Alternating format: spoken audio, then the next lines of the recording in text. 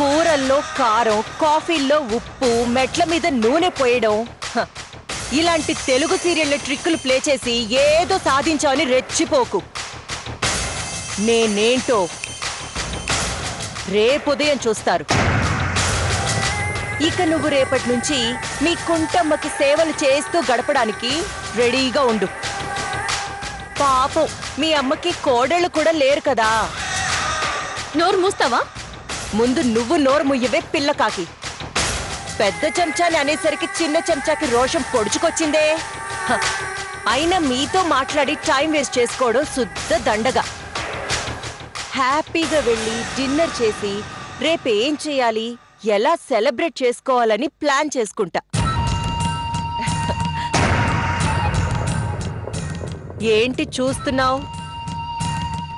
ఇదే నీకు ఈ ఇంట్లో చివరి రాత్రి. పోయి పడుకో.